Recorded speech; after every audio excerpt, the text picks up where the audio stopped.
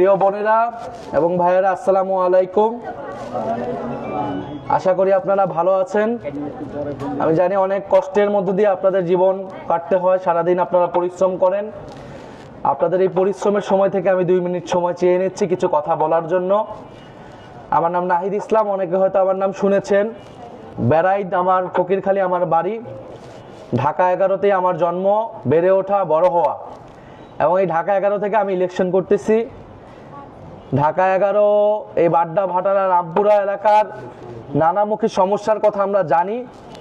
এলাকার রাস্তাঘাট, পানি, বিদ্যুৎ, মাদকের সমস্যা, কিশোর গ্যাংয়ের সমস্যা, জলাবদ্ধতা, বৃষ্টি হইলেই এখানে পানি জমে যায়, গ্যাস চলে যায়, পানির সংকট।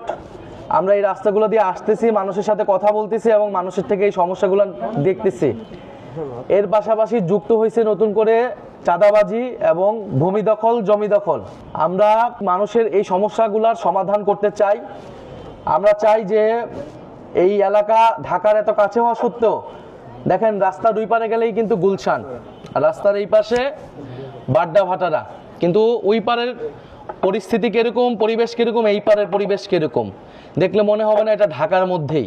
এই এলাকা সিটি কর্পোরেশনে আসছে অনেক বছর পরে, কয়েক বছর আগে মাত্র আসছে। তা আমরা ঢাকার এত কাছে হওয়া সত্ত্বেও এই যে একটা বৈষম্য হইলো বা এখানের থেকে সুবিধাগুলো কম, উন্নয়ন কম হয়েছে, কারণ বিগত সময়ে জনগণ ভোট দিতে পারে নাই। জনগণ মানুষের ভোট রাতের বেলায় পাচার করছে এবং মানুষকে হত্যা করছে। আপনারা দেখছেন 24-এর সময়ে আমাদের ছাত্র ভাই বোনদেরকে কীভাবে নির্বিচারে গুলি করে হত্যা করছে। তো 16 বছর পরে ভোট হচ্ছে।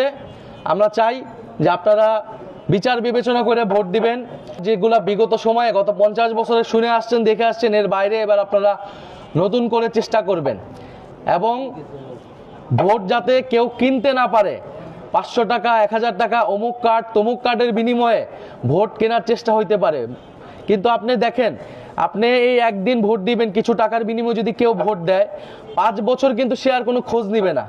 এবং সে যদি 50 কোটি টাকা, 20 কোটি টাকা এই নির্বাচনে খরচ করে, নির্বাচনে এসে তার জিতার পরে তার প্রথম কাজ কি হবে?